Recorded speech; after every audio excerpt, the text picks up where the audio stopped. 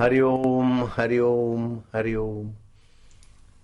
बपोर दोपहर के सत्संग में जो नहीं थे, आज 1 बजे के बाद आए हैं, वे लोग हाथ ऊपर करो। बाप रे, नए नए लोग आ रहे। अभी तो पूरी रेलगाड़ी भर भर के आ रही। कल सुबह तो इधर बैठने की जगह मिलना जरा विचार करना पड़ेगा। और लोग भी आ रहे हैं, ट्रेन की ट्रेन भर भर के। दे द्वारिका वो लोग छटपटा रहे। गाड़ी इंजन ड्राइवर को बोलते, भाई जल्दी चला, गाड़ी द्वारका पहुंचा, कब जाएंगे, दर्शन करेंगे।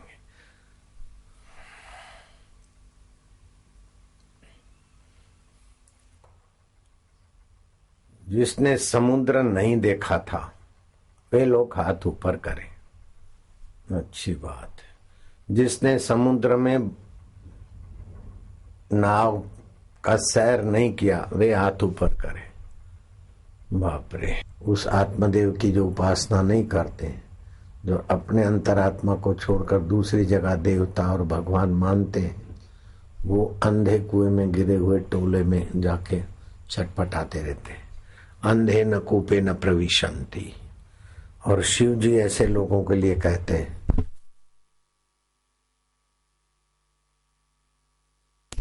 पार्वती को कहते हैं, इदम तीर्थम इदम तीर्थम भ्राम्यते ताम साधना।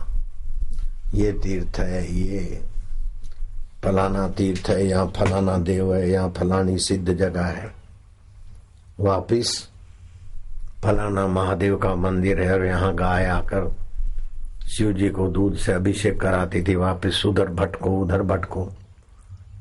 ये प्राचीन मंदिर है, लेकिन तेरा आत्मा सबसे ज्यादा प्राचीन है, उसका तो तू अपमान कर रहा है।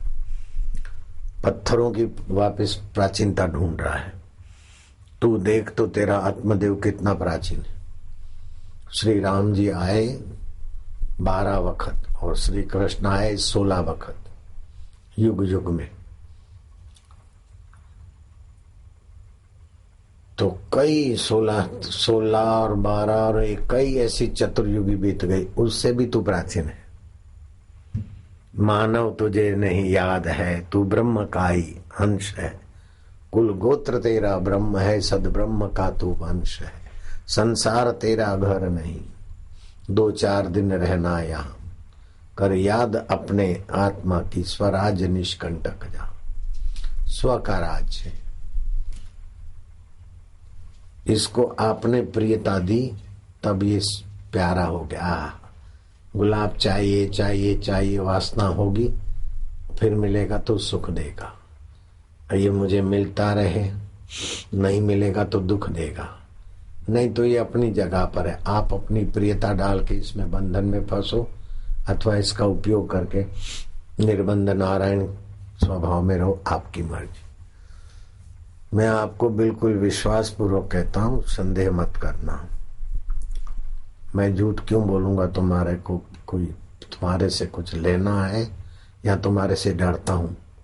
2 व्यक्ति झूठ बोलते हैं, जिसको कुछ लेना है अथवा जो डरता है। मुझे तुम्हारे से कुछ लेना नहीं और डरना, तुमसे डरता नहीं हूं। तो कोई शादी करके आता, पति पत्नी, उनका माँ बाप बोलते, बाबा ये मेरा बेटा है, शादी हुआ है, आशीर्वाद दे दो। ये जा रहे हैं, कहाँ जा रहे हैं? बोले घूमने जाएंगे, हनीमून करने जाएंगे। कहाँ जाएंगे? बोले कश्मीर। लगभग कश्मीर का नाम बहुत लोग लेते थे, और जगह कोई कोई, दार्जिलिंग फार्जिलिंग कोई कोई।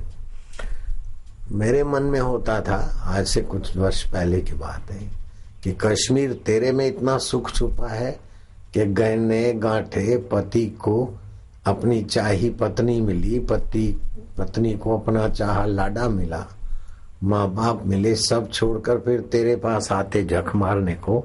कश्मीर तेरे में इतना क्या एंजॉय है? ये हांगकांग से यहाँ आ गई तो मैं कश्मीर गया, लेकिन छुप के गया, किसी को पता न चले। हरिद्वार जाता था ना हर गर्मियों में, उन दिनों में प्रोग्राम बनाया एयरलाइन का। कोई मेरा भक्त था इंजीनियर, मैंने उसको बोला तुम बंबई से बैठ जाना जहाज में, मैं अहमदाबाद से बैठूंगा। हरिद्वार बाद में जाएंगे, पहले अपन कश्मीर चेक करने जाएंगे, घूमेंगे। 1.5 पौने 2 दिन हम रहे।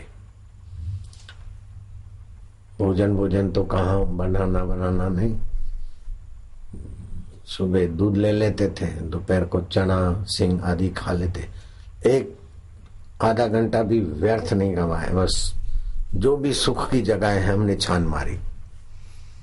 सेवन स्प्रिंग देख लिया, डल लेक देख लिया, फलाना देख लिया, फूलों की घाटी देख लिया। जहां भी सैलानी घूमते हैं वहां घूमते घामते फिर हम 10,000 रुपया रोज, 25,000 रुपया रोज देकर हाउस बोट में रहते हैं। वो भी देखा। उन्होंने समझा ये कोई बड़े ग्राहक हैं, तो दाढ़ी बाड़ी वाले दुबई से आते हैं और जगह से आते हैं, तो देखा कि ये आएंगे शायद परिवार सहित। वो 25,000 वाला बोट दिखा एक रात का। देखा तो ये फैमिली रूम है, ये किचन है, ये फलाना है, बड़ा बोट था। मैं पूछा पानी कहाँ से आता है? बोले आपको नहीं भरना पड़ेगा, नौकर आकर ऊपर टंकी भर देगा। आता कहाँ से? बोले हैंडपंप चलाएगा, ऊपर भर जाएगा। मैंने देखा कि ये डल लेक से पानी 1-2 जगह पे घूम के छन के आएगा, टंकी में भरेगा, वही रसोड़े में काम आएगा और टॉयलेट में भी काम आएगा, टंकी अच्छी। फिर सोचा कि टॉयलेट का मसाला कहाँ जाएगा, पहाड़ पे तो नहीं जाएगा। समझना जरा सावधान होकर। टॉयलेट तो समझते ना, जहां प्रतिदिन सुबह का प्रयोजन पूरा करना पड़ता है, उसके बाद नहाते लोग। पेट साफ करने की जगह, शौच जाने की, शौचालय। तो शौचालय भी उसी बोट हाउस में, किचन भी वहां। तो नौकर भर के जाएगा, हैंडपंप चला के तालाब का पानी आएगा और एक तरफ अपना शरीर का पानी उधर तालाब में जाएगा। मैं क्या, हाय राम, ऐसा खा पी के भी लोग सुख ढूंढने इधर आते। चलो और कहाँ सुख है? बोले सैलानी नाव में घूमते, कपल आते ना, तो एक नाविक चलाने वाला होता है और जोड़ा बैठता है। मैं क्या, चल जोड़ा बैठे, तब बैठे, गुरु चेला तो अभी बैठे, तो मैं बैठा और मेरा चेला बैठा। मैं क्या, तू चलाओ, ऐसा वैसा चलाओ, जो भी चलाया। फिर वो नाव चलाने वाले ने मेरे को बहुत हाथ जोड़ के प्रार्थना किया कि बाबा मेरा हाथ देख लो जरा। मैं भी हाथ देखना, तो तुमको तो पता है मेरा स्वभाव क्या है। मैं क्या, तू क्या चाहता है? बोले मेरे भाग्य में बम्बई देखना लिखा है कि नहीं लिखा है। मैं कब बम्बई जाऊंगा? मेरे भाग्य में है क्या बम्बई? मैं क्या, बम्बई वाले तो देखो ये भी है, ये भी नहीं बोला शायद। मैं क्या, बम्बई वाले तो शादी करके इधर झक मारने को आते, सुख लेने को, और तेरे को बम्बई में सुख मिलता है, सुख चाहता है। मनुष्य की बड़ी कमजोरी, सुख का महा परम सर्वेश्वर आत्मदेव यही है, और यहां छोड़कर बाहर सुख खोजते। जो जहां है उधर संतुष्ट नहीं है, सुखी नहीं है। कुछ बनकर, कुछ पाकर, कुछ भोग कर, कुछ करके, कुछ कहीं जाकर सुखी होने की जो भ्रमणा है, ये मेरे में भी थी। घाट वाले बाबा मेरे मित्र संत थे, बड़ी ऊंची हस्ती के धनी थे, आत्म साक्षात्कारी थे। समता उनमें बड़ी कुट कुट के भरी थी उनके चित्त में। वो हरिद्वार माया पुल के पास में बिरला घाट की सीढ़ियों के नीचे बैठे रहते। भीड़ भाड़, आते जाते लोग, कुछ भी नहीं। सुबह 4, 4:30 बजे जंगल में चले जाते, 11 बजे आते। वहां कुछ भिक्षा आती थी, भोजन वो खा लिया, अपना बैठे रहे। फिर शाम को 4-5 बजे जंगल में चले जाते। लेकिन जंगल में ऐसी जगह चले जाते कि घना जंगल नहीं होता, क्योंकि वापस भी पैदल आना होता है। तो हरिद्वार से सटा हुआ जंगल का शुरुआत बिलकेश्वर के पास, जहां हरिद्वार का सारा नगर पालिका का कचरे के ट्रकें खाली होती थी। आप समझ गए? मरा हुआ भैंस या घोड़ा जानवर वहीं फेंक जाते। एक तरफ भैंस को नोच रही है गीदे और वो दूसरी तरफ बाबा चबूतरे में बैठे। मैं क्या है देखो इसी गंदगी में। बोले ये सब ब्रह्म की लीला है। मैं कहा आप चलो अहमदाबाद में, आपकी सुंदर व्यवस्था हो जाएगी। मैंने कई बार उनको बोला, आखिर हाँ बोले चलेंगे। मोटेरा चलो, मोटेरा को यहाँ ले आओ, ऐसा करके मेरी बात को मजाक में ले जाते थे। एक दिन मैंने कहा कि मैं तुमको इतना कहता हूँ, आपको कोई मेरी बात का कोई असर नहीं होती, क्यों हंस लेते? तो बोले देखो जी, जो जहाँ है वहां सुखी रहना नहीं सीखा तो वैकुंठ में भी दुखी हो जाएगा। बाप रे, क्या सार बात उस महापुरुष ने बता दी। जो जहाँ है वास्तविक में सब लोग उसी परमेश्वर सत्ता में, वहां सुखी होना नहीं जाना तो वैकुंठ में जाके भी दुखी हो जाएगा। ये बात शास्त्र भी कहते हैं कि जय विजय भगवान विष्णु के पार्षद थे, लेकिन वहां भी राग द्वेष किए, सनकादि ऋषियों का अपमान हो गया। नीरस थे तभी तो राग द्वेष हुआ, रसवान कहाँ करेगा राग द्वेष। सनकादि ऋषियों का अपमान हुआ, ऋषियों ने श्राप दिया कि 3 बार संत का अपमान किया तो तुम 3 बार जाकर दैत्य बनो। वही जय विजय हिरणाक्ष हिरण्यकश्यपु बना, वही जय विजय शिशुपाल दंत वक्र बना, और वही जय विजय रावण और कुंभकर्ण बने। तो वैकुंठ में जाने के बाद भी सुख की पूर्णता नहीं है। रावण ने सोने की लंका बनाई, फिर भी अंतरात्मा का सुख नहीं था, तो किसी ललनाओं सुंदरियों के सुख में सीता जी तक पहुंच गया। तो सार बात यह है कि आपका अंतरात्मा परमेश्वर सुख रूप है, आनंद रूप है। अब वो सुख आनंद आप इंद्रियों में, मन में, संसार में कल्पना करके दूसरी जगह उड़ेल के गुलाम बन जाते। कश्मीर में सुख है कि वासना से कश्मीर पहुंचे तो सुख लगेगा, लेकिन जिसको कश्मीर में पहुंचने की वासना नहीं है उसको कश्मीर में सुख नहीं आएगा। बम्बई जाऊं और उसको बम्बई ले आते, हा तो बम्बई में क्या सुख है बम्बई वालों को पता है। जो बम्बई वाले हाथ ऊपर करो, और बम्बई में कितना सुख भरा है, वो सुख छोड़ के बम्बई का इधर आ गए, इधर वाला कभी उधर चला जाएगा। इसी को बोलते हैं माया। वो माया मन से अलग नहीं है, मन ही एक माया है, धोखा है। नास्ति अविद्या मनसो अतिरिक्ता। अविद्या कहो, अज्ञान कहो, माया कहो, मन से अलग नहीं है। नास्ति अविद्या मनसो अतिरिक्ता। मन एव अविद्या भवबंध हेतु। मन ही जब बाहर इंद्रियों से जुड़कर सुखी होने की बेवकूफी करता है तो ये माया है। अगर मन में संस्कार पड़े और बाहर का आकर्षण घटते घटते घटते अंतरात्मा में तृप्ति मिल जाए, संतुष्टि मिल जाए, विश्रांति मिल जाए, अंतरात्मा का सामर्थ्य मिल जाए, फिर कहीं भी गए सैर करने वो अलग बात है।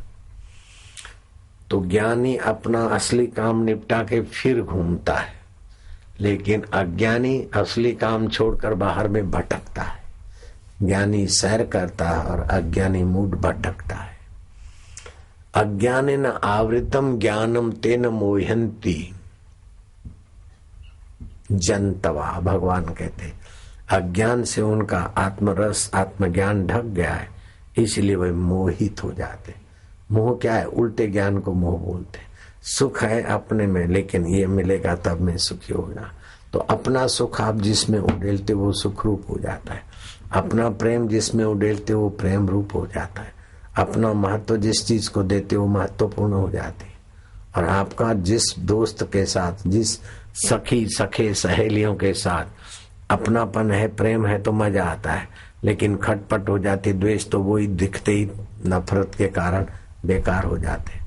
आज सुबह तक तो वो अच्छा था, लेकिन किसी बात पर अड़ गए तो वो ऐसा है, वो ऐसा है, वो ऐसा है, वो स्वार्थी टट्टू है, धूप करने का तो ढोंग करता था, फदिया कमाने के लिए आता था। ये सब पोल खुल जाता है। बाप जेवा बेटा मानते थे, लेकिन ऐसा नहीं है, न तो फूटेलो માટલા જેવો છે। ये सब क्या है कि जब मनुष्य के चित्त में बाहर की चीज का महत्व आता है और अपनी सच्चाई वफादारी भूल जाता है, तब वो तुच्छ हो जाता है। जब सच्चाई वफादारी और भगवान का महत्व आता है तो बाहर के विकार तुच्छ हो जाते हैं। इसी बात को भगवान कृष्ण बोलते हैं, आत्मेव आत्मनो बंधु। मनुष्य अपने आप का बंधु है। इस विषय विकारों से बचकर अंतरात्मा के सुख में, ज्ञान में और प्रभु की प्रीति के लिए सेवा में आता है तो अपने आप का मित्र है। अगर ये सत्कर्म छोड़कर स्वार्थ में, धन में, संग्रह में, तो तनाव में और आकर्षण में आकर रुपये पैसे के मारा पिया कटे है, हानु शू थ्यू नानु शू थ्यू, उसी में फिर मर जाता है। राजा नृग थे, मरने के गिर गिरगिट हो गए। राजा अज थे, मरने के बाद सांप हो गए। राजा मुसोलिन था इटाली का, झील के किनारे प्रेतों के भटक रहा है।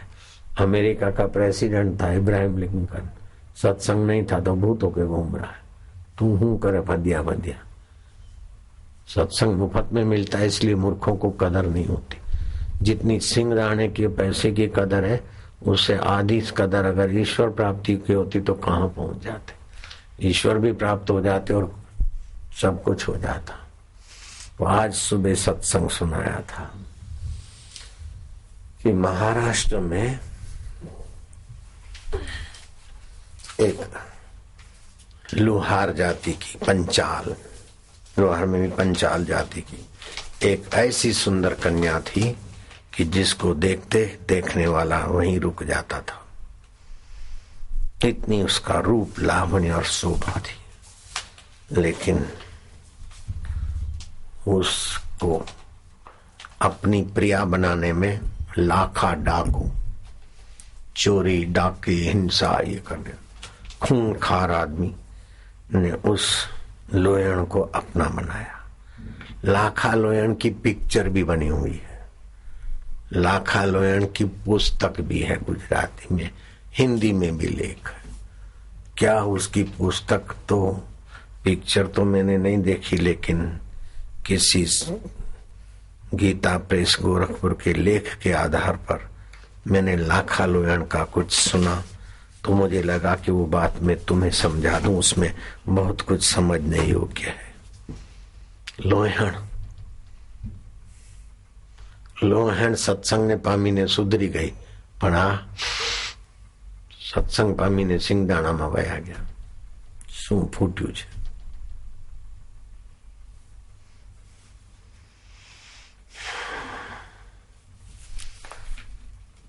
ये लाखा लोहण की कथा अभी कहूं नहीं तो कल बहुत लोग आएंगे, उसके आगे कह दूंगा, तुम्हारे को भी सुना दूंगा, उनको भी मिल जाएगा कुछ समझने का।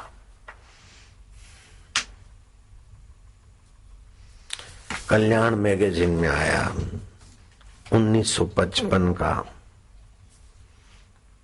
कल्याण मैगजीन में लेख है, जाम खंभालिया गांव, हालर प्रांत, लाखा लोयण, महात्मा सैलनसी। महात्मा सैलनसी गांव में आवाना छे। माइया पनघट पर पानी भरने जा रही। आज गांव में चहल पहल है, बोले संत आने वाले, इसलिए हम जल्दी जल्दी पानी भरने जाते। तो लोगों ने पूछा कौन संत आने वाले? बोले तेरे को तो क्या है, सैलनसी बाप जी आने वाले, तुम्हारा तो हूं। बस टोंट मारा। माइयों ने वो जानती थी कि ऐसी है। लोहण लाखा के अंधे काम विकार में ऐसी फंसी थी कि माँ बाप समझा समझा के थक गए, लोहण नहीं मानी। माँ बाप लोहण को अपने घर में छोड़कर दूसरे गांव में चले गए दुखी होकर। इतनी वो लाखा के तरफ झुक गई थी। शैल नरसिंह महाराज आने वाले हैं तो मैं भी आऊंगी। तो माइयों ने ताना मारते हुए कहा, तू लोहण तू सत्संग में आवे रेवा दे કે કેમ ના આવે કે તારે તો લાખાને પૂછવું પડે, તારું તો ભગવાન લાખો છે, બધું લાખો જ છે, તને ઓલા લાખડિયાની વાહે તું પડી છે, તને શું થાય સંતની મહિમાની ખબર। લોહણને જાણે ભગવાન કોને કઈ રીતે કયા મહેણાથી કયા વેણથી જગાડી દે એ ભગવાન જ જાણે। ભાઈ નારદજીએ મહેણું મારતા કેમે કરીને આ જીવનું પતન ના થાય, ફદિયા ફદિયા ફદિયા કરીને।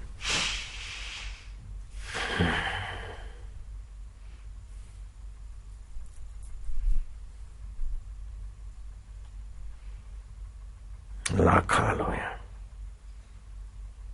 लोहण के मेरे को तो बस जाना है महाराज के पास। अरे तू बोलती रहे, संत का दर्शन पापी को नहीं होता, ये बात तो खरी, पर मेरे को तो जाना है। बोले संत बाबा सत्संग करेंगे, उसके पहले गांव में पधरामणी हो रही है, वो आ रहे, वो लोग उधर ही जा रहे। सिर पे तो पानी के घड़े थे लेकिन दिल में प्यास थी कि चलो इन आंखों को, पापी आंखों को संत का दर्शन तो करा दूं। लोहण आगे बढ़ी।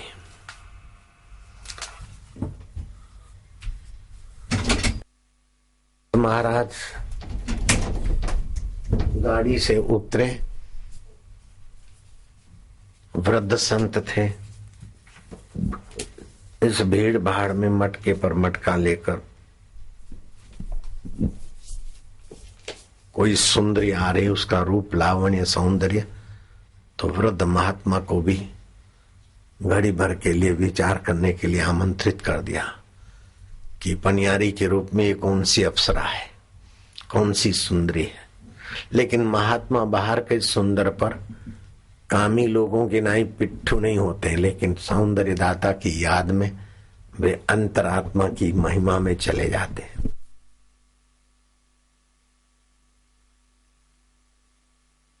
शैल नरसिंह महात्मा ने अपने सेवक से पूछा कि वो कौन है पनिहारी इतनी सुंदर।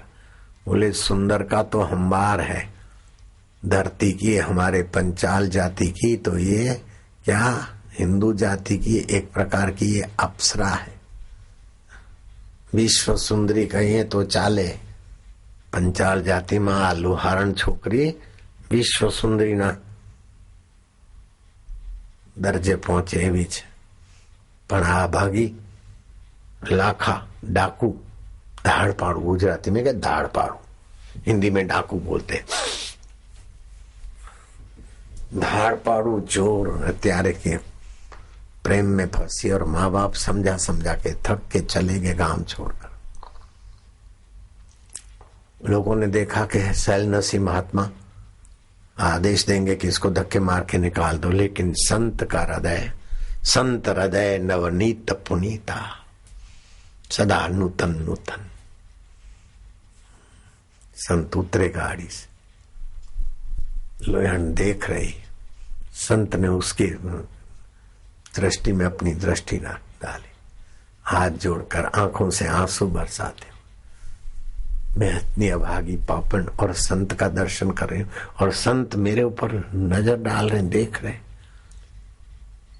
और संत की नजर पड़ती तो आदमी निष्पाप होने लगता है, मैं पवित्र हो रही हूं। भाव भाव में कुछ का कुछ सोचे।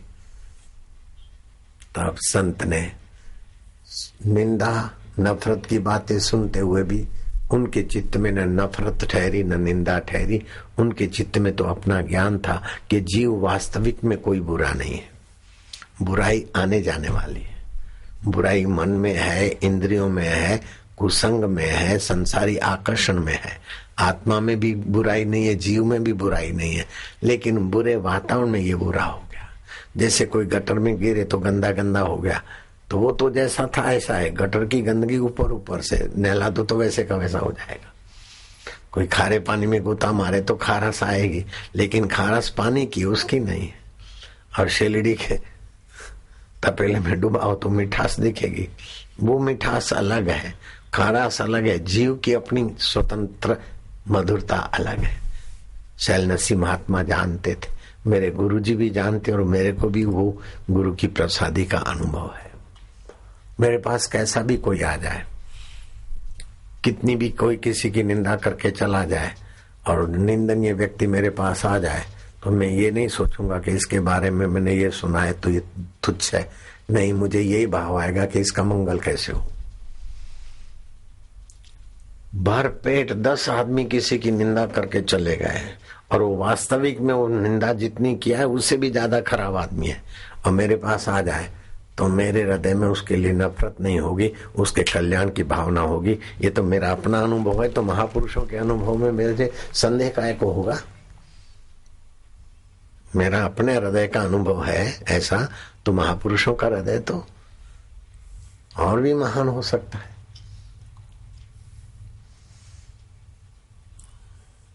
बेटा, આ પાણી કોના માટે લાવી છે? મને તરસ લાગી છે. બાપા, તમે તમે મુજ પાપણનું પાણી પીઓ.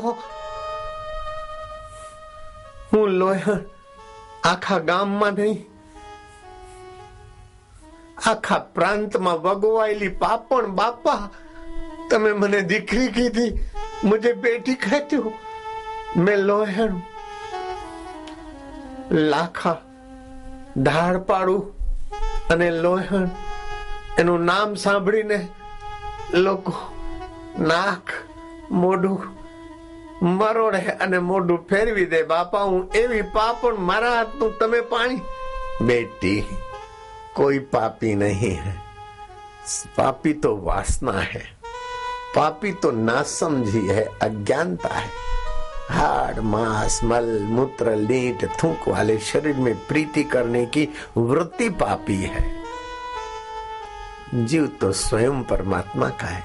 चल, अब मेरे को प्यास लगी, पानी देना. दीकरी पानी देना. બધા નાક મોઢું ચડાવતા હોય અને આ પ્રસિદ્ધ મહાપુરુષ કે દીકરી પાણી દે તો દીકરીને તો કેટલા ગલગલિયા થતા હોય. લોકો જોતા જ રહી ગયા. પાણી દીધું ને મહારાજે પાણીમાં દ્રષ્ટિ નાખી. ઓમ આનંદ, ઓમ બ્રહ્મ. બ્રહ્મ પરમાત્મા ही જલ થઈને વસે છે. વાહ વાહ વાહ. પાણી પીયા. બેટી, મારી એક વાત માનીશ તું કે હા બાપા કયો કે આજ સત્સંગમાં આવજે ને? કે હા બાપા, હું આવીશ ચોક્કસ. પણ મને લોકો બેસવા દેશે? કે આ તારા માટે હે સેવક, એના માટે વ્યવસ્થા કરજે. લોકોને થયું કે શેલનસી બાપા આવા મહાપુરુષ, આવી બે કોડીની નહીં, બે ફદિયાની નહીં, બે પાયની નહીં. એ જમાનામાં પાય હાલતી હો ભાઈ.